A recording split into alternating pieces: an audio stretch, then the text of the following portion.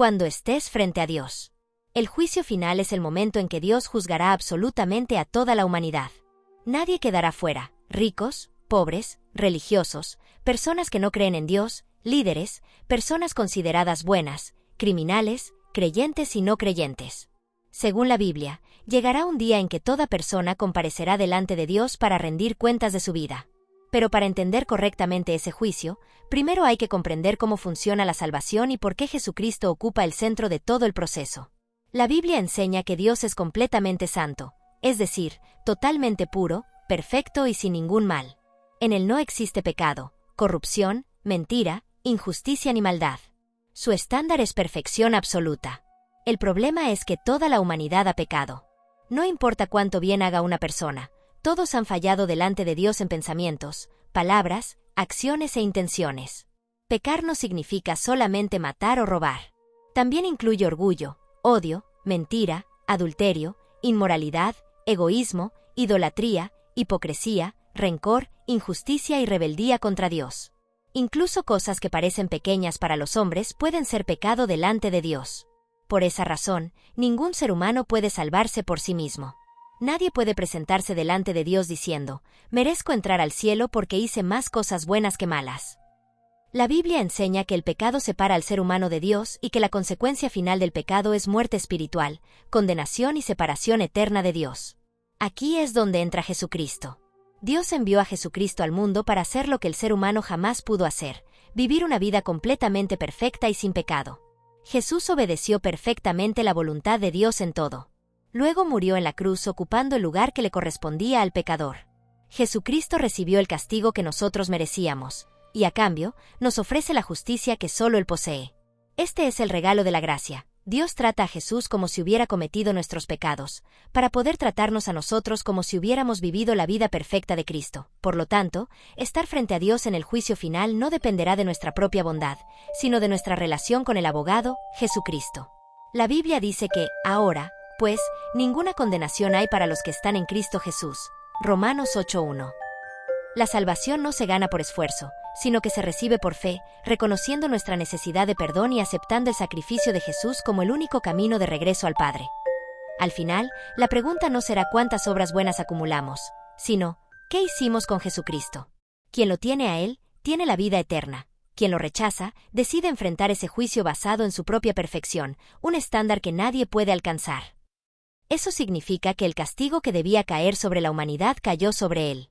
La cruz no fue solamente sufrimiento físico.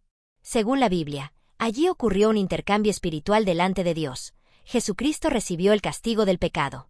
El creyente recibe perdón y es tratado por Dios como justo porque Cristo vivió perfectamente en su lugar. Esto significa que cuando una persona se arrepiente verdaderamente y pone su fe en Jesús, Dios ya no la ve como culpable, porque su condena fue descargada sobre Cristo. Por eso la salvación es por gracia y no por obras humanas. Eso significa que nadie puede comprar el perdón mediante religión, dinero, sacrificios, promesas o buenas acciones. El perdón es un regalo de Dios recibido por medio de la fe verdadera. Pero aquí aparece una pregunta importante. Si alguien dice creer en Jesús, ¿automáticamente es salvo? La Biblia responde que no necesariamente.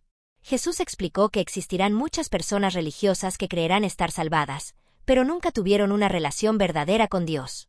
En Evangelio según Mateo 7:21-23, Jesús describe personas que llegan delante de él diciendo, Señor, Señor, no profetizamos en tu nombre, no hicimos milagros, no expulsamos demonios.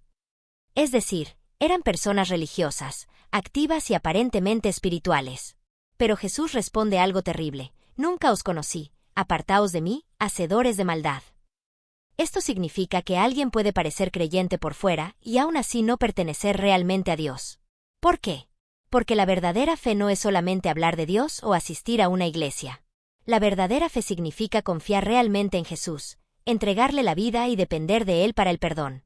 Esa fe produce arrepentimiento y transformación. Arrepentirse no significa solamente sentir culpa o tristeza. Significa reconocer sinceramente el pecado, dejar de justificarlo y decidir apartarse de él para acercarse a Dios. Es un cambio real de dirección. Esto no quiere decir que la persona se vuelve perfecta inmediatamente. El creyente verdadero todavía puede equivocarse y luchar contra el pecado. Pero ya no vive cómodamente en la maldad ni desea permanecer lejos de Dios como antes. En cambio, el falso creyente es una persona que aparenta seguir a Dios externamente, pero nunca entregó realmente su corazón. Puede tener religión, conocimiento bíblico o apariencia espiritual, pero su vida nunca cambia verdaderamente. Después de explicar esto, la Biblia revela dos juicios diferentes.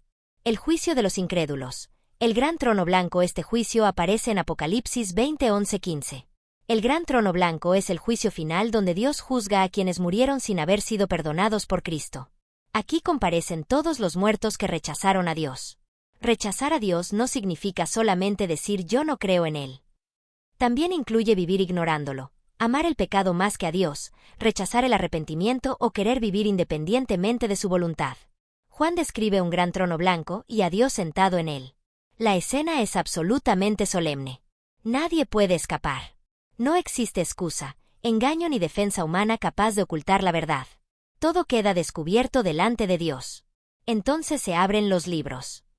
Estos libros representan el registro perfecto de toda la vida de cada persona. Cada palabra, cada pensamiento, cada intención, cada acción buena y mala, cada pecado oculto, cada mentira, cada acto de injusticia. Todo queda expuesto delante del juez eterno. La Biblia enseña que Dios juzgará con justicia perfecta. Nadie será condenado injustamente. Cada persona verá claramente la realidad completa de su vida delante de Dios. Luego se abre otro libro, el libro de la vida. El libro de la vida representa el registro de aquellos que pertenecen verdaderamente a Cristo y recibieron su perdón. Aquí ocurre la diferencia eterna. Si el nombre de una persona no está escrito en el libro de la vida, esa persona es condenada. La Biblia llama a esto la muerte segunda, es decir, la separación eterna de Dios después del juicio final. También utiliza la imagen del lago de fuego para describir el castigo eterno y la separación definitiva de Dios. ¿Por qué son condenados? Porque sus pecados nunca fueron perdonados por Cristo. Ellos cargan personalmente su culpa delante de Dios. Sus obras no pueden salvarlos porque jamás alcanzan la perfección divina. Incluso las buenas obras humanas están manchadas por pecado, orgullo o imperfección delante de un Dios completamente santo. Hablemos sobre el juicio de los creyentes. El tribunal de Cristo. Este juicio es totalmente diferente. No ocurre para decidir salvación o condenación. La salvación del creyente ya fue asegurada por Jesús. Este juicio aparece en Primera Epístola a los Corintios 3:10-15. El tribunal de Cristo es el momento donde Jesús evalúa la vida, fidelidad e intenciones de las personas que ya fueron salvadas. Aquí Dios examina cómo vivió el creyente después de haber recibido la salvación. La Biblia usa la imagen de una construcción. Cristo es el fundamento. Luego cada creyente construye su vida sobre ese fundamento mediante sus acciones, decisiones y servicio. Entonces Dios prueba esas obras con fuego espiritual. Ese fuego representa el juicio perfecto de Dios que revela la verdadera calidad de todo. Las obras hechas con amor sincero, obediencia, humildad y fidelidad son comparadas con oro, plata, piedras preciosas. Estas cosas sobreviven al fuego y producen recompensa eterna, honra y galardones dados por Dios. Pero las obras hechas por orgullo, apariencia religiosa, egoísmo, interés personal o hipocresía son comparadas con madera, heno, hojarasca. Todo eso se consume rápidamente en el fuego. Esto significa que muchas cosas que parecían grandes delante de los hombres quizá no tengan valor delante de Dios. Una persona puede predicar, cantar, servir o ayudar, pero hacerlo por orgullo, fama o interés personal. Dios no juzga solamente lo externo. También juzga las intenciones del corazón. La Biblia dice algo impactante. Si las obras del creyente se queman, él sufrirá pérdida, aunque él mismo será salvo. Es decir, no pierde la salvación, pero sí pierde recompensas eternas. Esto demuestra que la salvación depende de Cristo y no de las obras humanas. Entonces, ¿los pecados del creyente cuentan o no cuentan? La respuesta es importante. Para condenación eterna, no. Porque ya fueron castigados en Jesús en la cruz. Dios no castiga dos veces el mismo pecado. Pero eso no significa que el pecado no tenga consecuencias. El pecado del creyente afecta su relación cercana con Dios, su crecimiento espiritual, su vida presente, sus recompensas eternas. Por eso la Biblia llama al creyente a vivir en santidad, obediencia y fidelidad. No para ganar salvación, sino porque ya fue salvado. Al final, el juicio final revela dos realidades eternas: Los que decidieron vivir separados de Dios enfrentarán condenación porque permanecieron con su culpa delante de Él. Los que pertenecen verdaderamente a Cristo serán salvos porque Jesús pagó completamente por ellos. Y entre los salvos, Dios recompensará la fidelidad, el amor y la obediencia sincera. El centro de todo el juicio no son simplemente las obras humanas. El centro es Jesucristo. Porque delante de Dios solamente existen dos tipos de personas, los que cargan sus propios pecados, y los que fueron perdonados porque Cristo tomó su lugar. Ahora te digo los pasos para estar en el libro de la vida. Si quieres que tu nombre sea inscrito hoy mismo en el registro del cielo, sigue este camino de fe. Reconocimiento.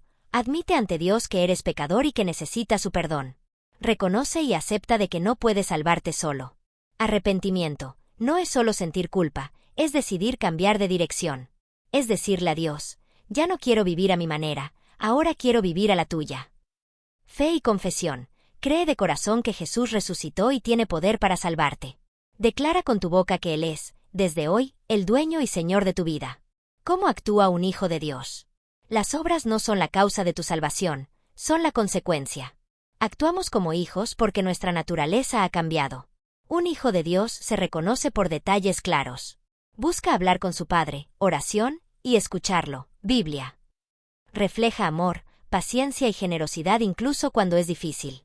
Es la misma persona en público y en privado, porque sabe que su Padre lo ve. Como fue perdonado de mucho, no le cuesta perdonar a los demás. No obedece por miedo al castigo, sino por amor y lealtad. ¿Qué pasa si pecamos? Estar en el libro de la vida no te hace perfecto, te hace sensible. El pecado ya no es cómodo, antes te gustaba. Ahora, si fallas, te duele el corazón porque amas al Padre. Si caes, no te quedas en el suelo. Te levantas, pides perdón y sigues adelante porque tu lugar ya no es la oscuridad. Recuerda que si fallas, tienes a Jesucristo intercediendo por ti. Tu seguridad no está en que nunca fallas, sino en que su sangre te limpia constantemente. No esperes a estar frente a Dios para saber si estás a salvo. La pregunta no es qué tan bueno eres, sino, ¿qué has hecho con Jesús? Si lo tienes a Él, tienes la vida. Si vives para Él, tus obras serán el brillo natural de un hijo que se parece cada día más a su Padre. Dios los bendiga.